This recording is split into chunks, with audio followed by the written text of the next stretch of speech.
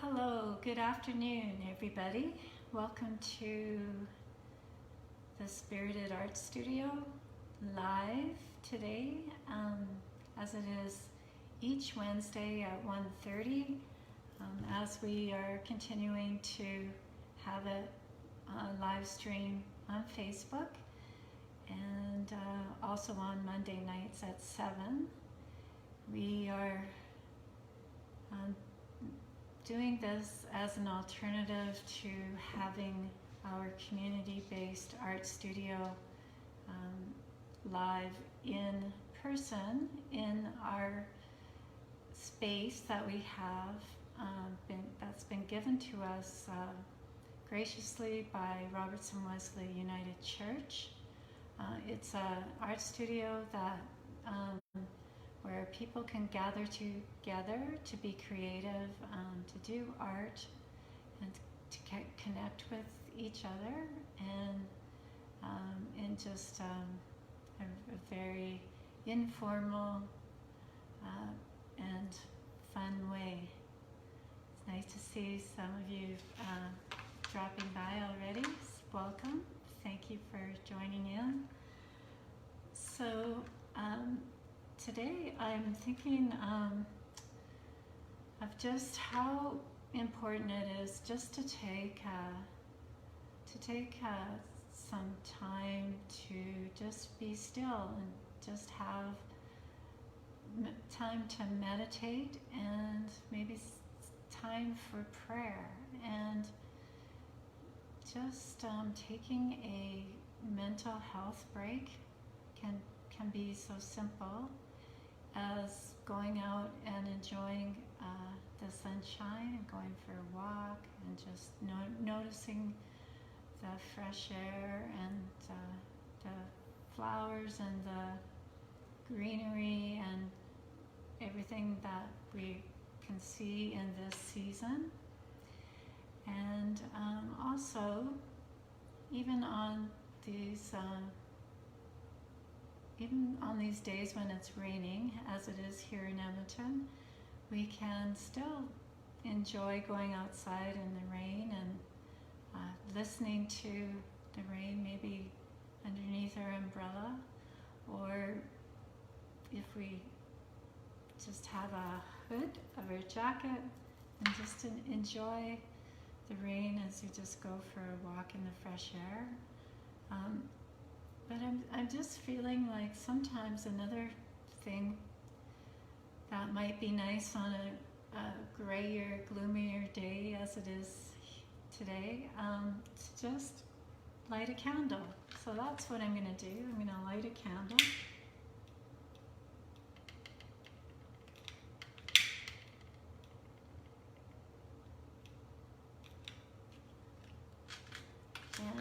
And take some time for mindfulness and meditation or prayer. And so in this case, I just thought I'd like to share a poem with you about praying that I find meaningful, and so I'm just going to read it to you. So it's a prayer by Mary Oliver. It's from her book called Thirst, Poems by Mary Oliver. And so the title of this poem is Praying. It doesn't have to be the blue iris. It could be weeds in a vacant lot, or a few small stones. Just pay attention, then patch a few words together, and don't try to make them elaborate. This isn't a contest, but the doorway into thanks, and a silence in which another voice may speak. So I just appreciate the meaning in this poem about prayer. That prayer doesn't have to be elaborate. So a thought for today. So I'm just going to see who's here. Hi, Joy, thanks for being here. So nice. Yeah. And so I posted right before this live stream that we're going to be doing this watercolor, and I'm going to show you a technique on this painting that I've already done. So the painting was of this little birdie. This is a coaster of a bird, and so this is what I used as a reference when I painted this watercolor of this bird sitting on this branch. And so today I'm going to just first of all blow out this candle, because it could be a hazard as I'm painting. And then I'm going to just demonstrate how to do a technique to take care of the background in a picture of this where the subject matter is small and close up. So the effect that we are attempting to create is sort of a soft focus, which would be similar to what you would see in a photograph like this one. So this is a really super close-up, probably with a macro lens of a butterfly, and you can see the background, how the background is diffused and how it is most likely just more foliage and blossoms and greenery. So that is the effect that we're going to create, this soft diffused effect. So, and I have shown this effect before, and it was sort of a meditative process, creating mandala with this what is called a wet on wet watercolor technique. It's also just a very meditative, slow practice. You do it on a flat surface, and you paint the surface with clear water first, and then you add into the water, you add the colors, and you allow them to diffuse so that you create this effect in the background, so that the focus remains on your subject matter, but you have an effect of putting them in context of where they are. They're not just, in the background of this very stark white page, but now they'll be in a context where it kind of alludes to being in the garden where the bird and the branch might be found. So I haven't done this for a while as a background with the subject matter. So this is going to be a little bit of trial and error, but I'm hoping that it'll go well, and I'm just going to stay positive. So I'm going to be using 3 different brushes, and that's just for convenience to keep everything straight. I'm using this big brush for covering the surface of the painting with water.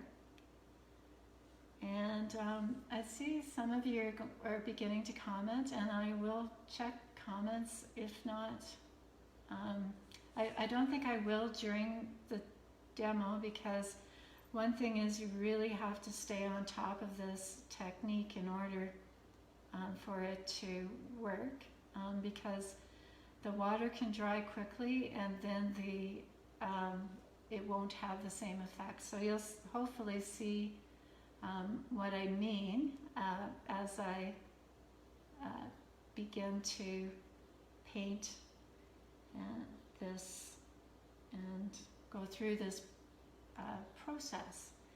So, but I will be happy to reply to your comments and feedback later after as usual, as I've done before. So I really encourage you feedback and comments. So as I was saying, I'm going to use this brush for putting just painting clear water onto the painting to create this background effect.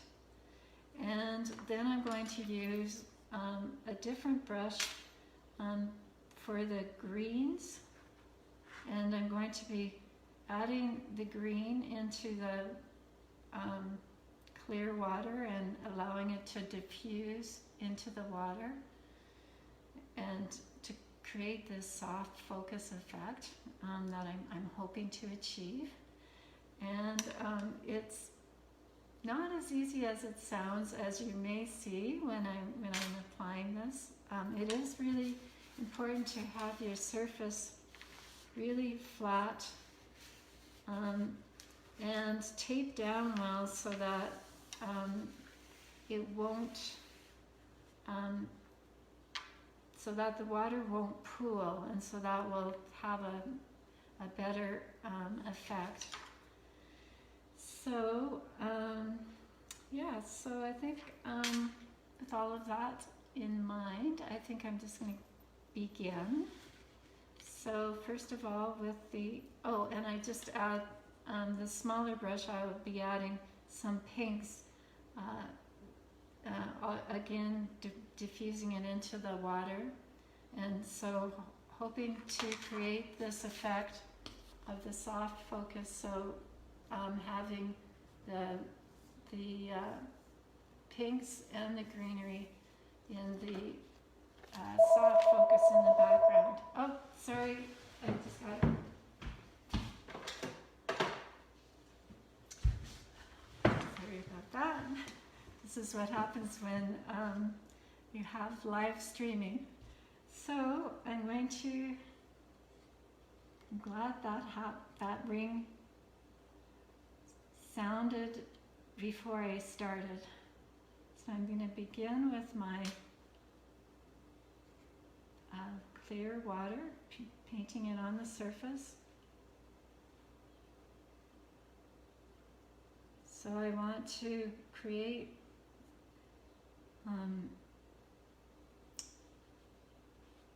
a wet surface, just wet enough that you can see it. When you look at it, you can see that it's wet, and but not puddles, not a puddle, just sort of a sheen to the page.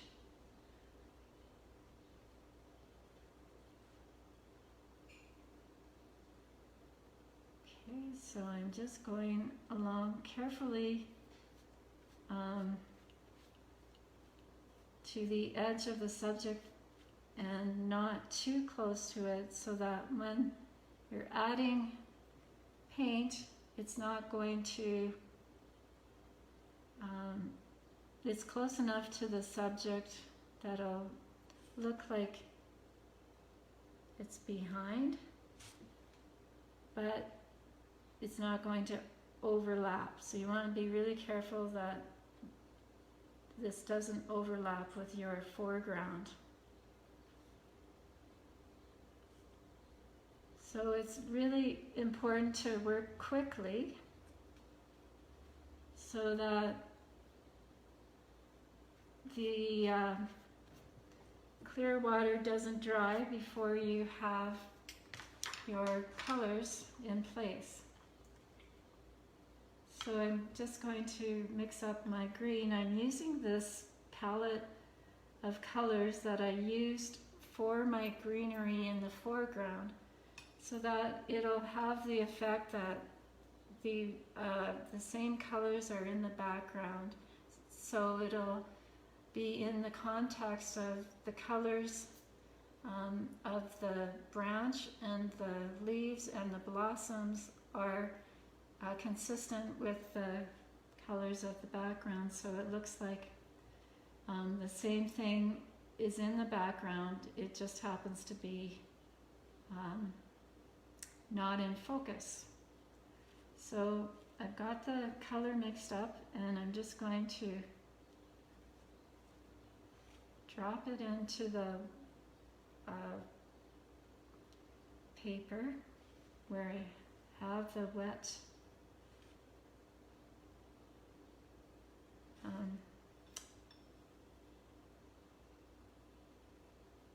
surface already, and I'm noticing that it's not quite dark enough, so I'm just adding more paint to my brush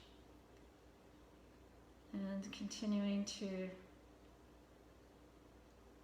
add it in. And I'm not concerned about covering the whole surface. I'm just wanting to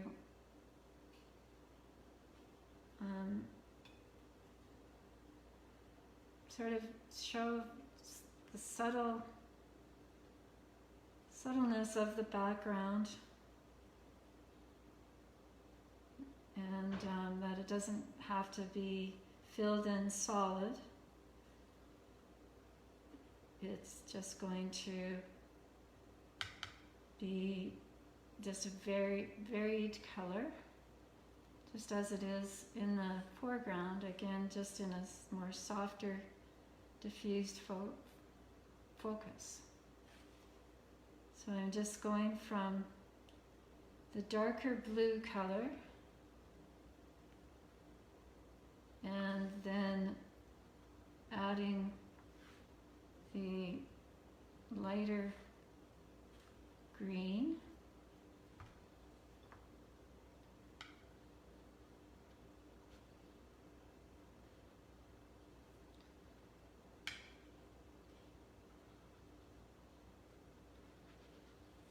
and I want to get a little bit even lighter yet, so I'm adding yellow.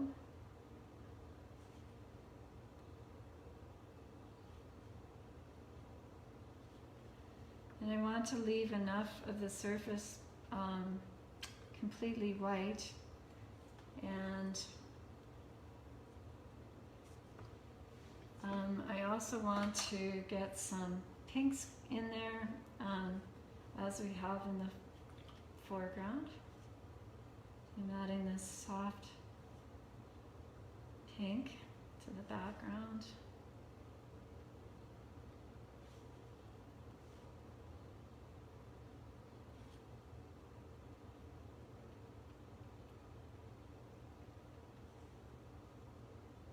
And I'm placing it just where I've kind of just randomly left a clearing, and there's no green, so I'm adding the pink in that area. And so that is creating the soft focus. And I'm noticing that there's a large space here, so I'm just filling that in as well. So I'm hoping that this is kind of giving you the idea of how to create this effect. I'm going to continue working around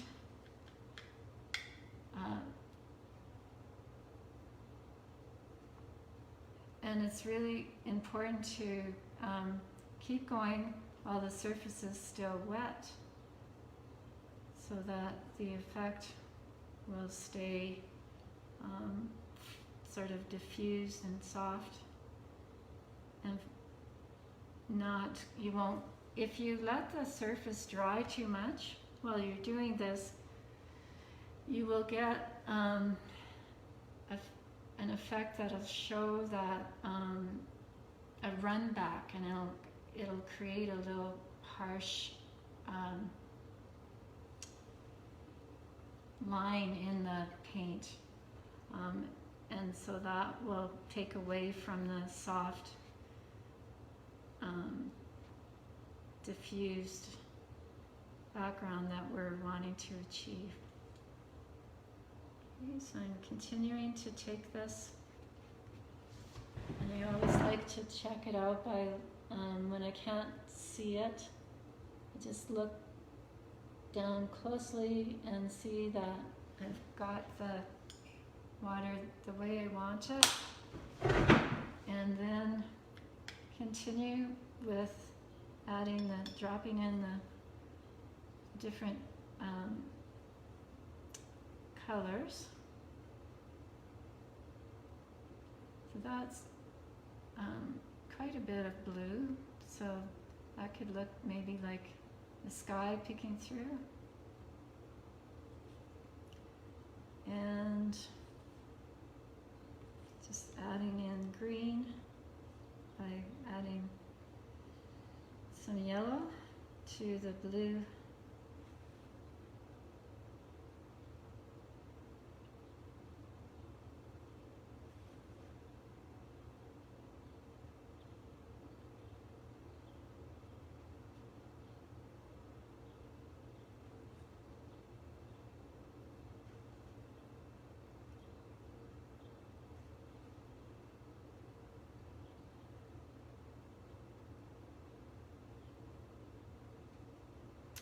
And I'm going to add a lighter, more yellowy green.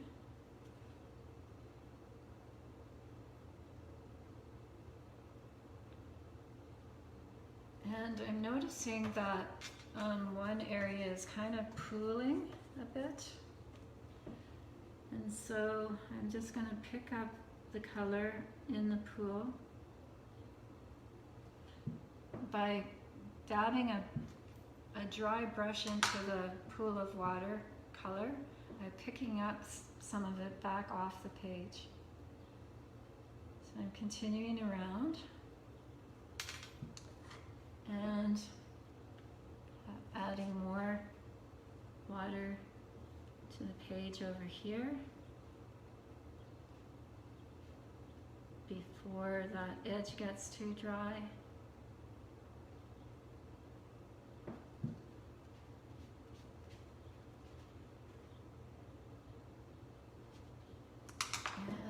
Adding some more yellowy green.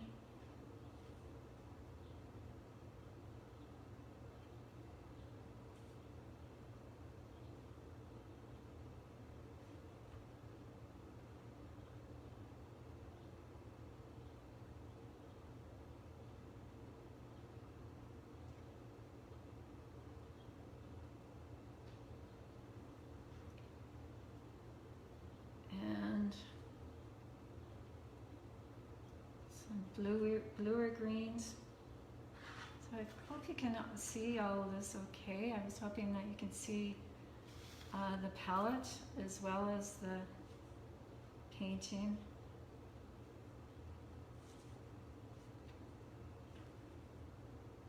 And so I'm watching to see that it's dark enough that it's showing up on the page, but not too dark that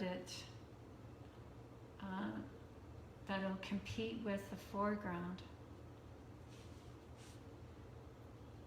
I'm going to also add the pinks, pink blossoms. I'm going to put some right here.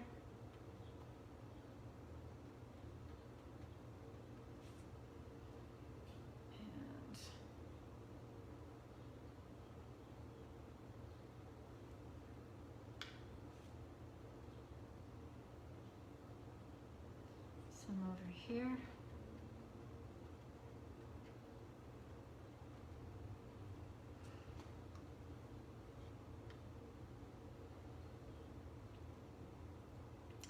And I'm going to continuing to add water with the larger brush. So this is the clear wash that we add first and then add our colors into.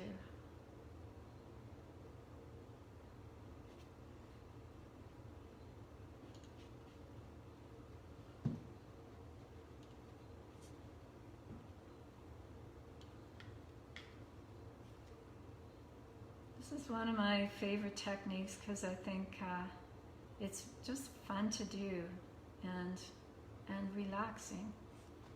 But also it requires skill and practice, and so it's also engages you, and so that's what makes it like a mindful practice, because it engages you in the present moment as you're working along.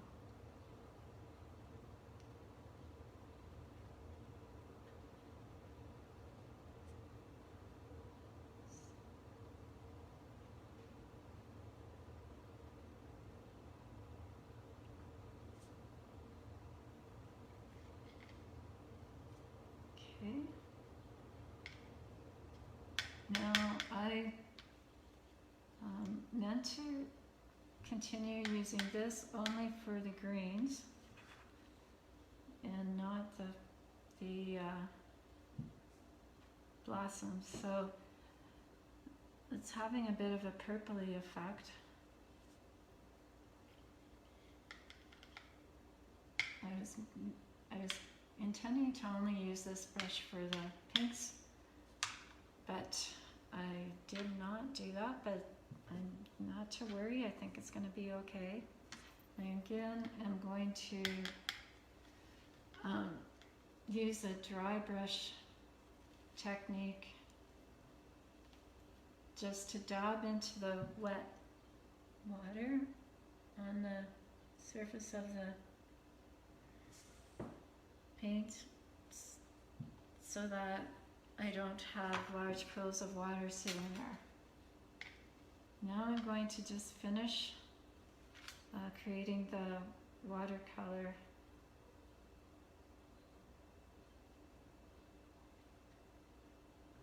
technique in the background here, this wet on wet technique, and continuing to add greens.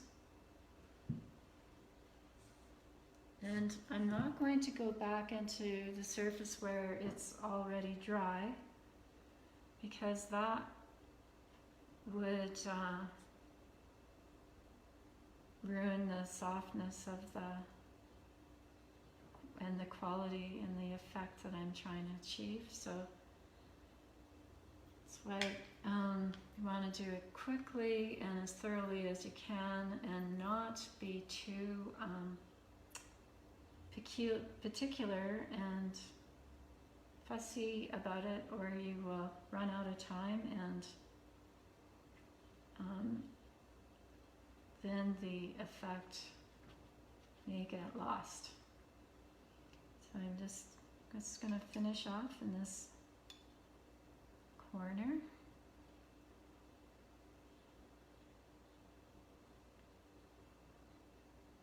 Just want to get some really good greens.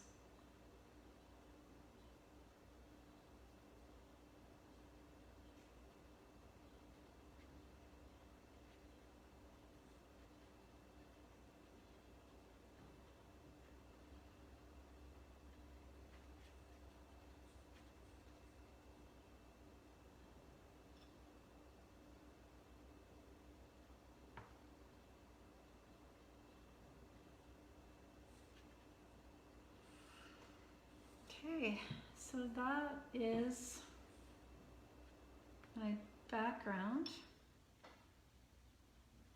for this little painting of this bird.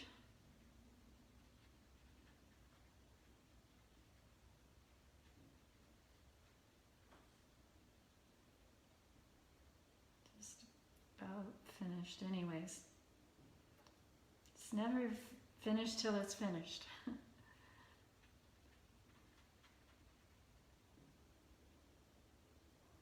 I want to get a little bit more of a yellowy green in here.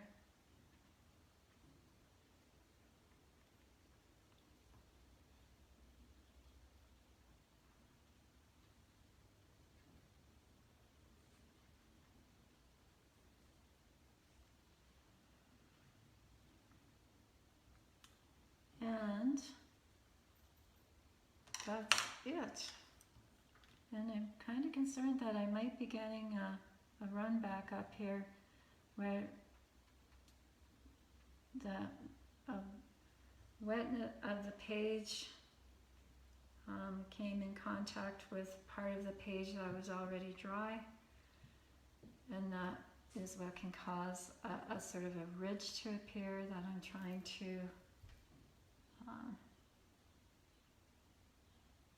to guard against. But you know, on the other hand, I'm just going to let it go and let what happens happen, and see how the effect shows up.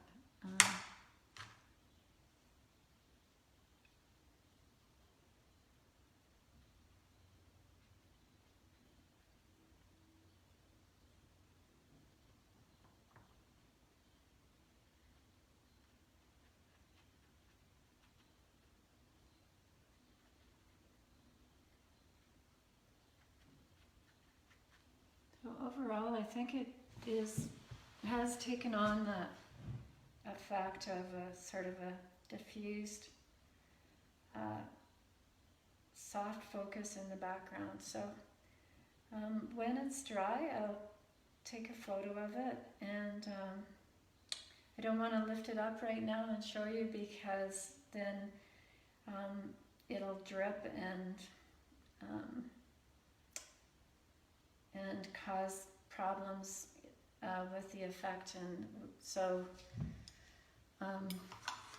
that's another key thing about this technique, is you want to keep the surface flat for the entire time that you're creating the effect. So I hope you are seeing this okay, and I hope that you'll give it a try. So I'm just going to take a peek at some of your feedback.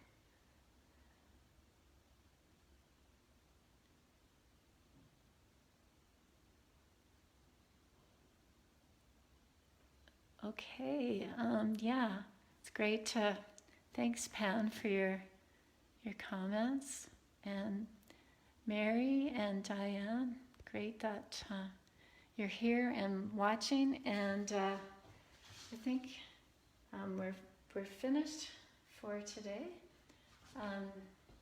So we'll see you next week, and we're going to be doing some work based on this book, which is by Flora Bowley, and it's called Brave Intuitive Painting. So we're going to get back into more abstract painting and doing layers of painting with different kinds of paint. So I look forward to seeing you then, and I hope that you have a great week between now and either next Monday night or next Wednesday afternoon. So bye for now.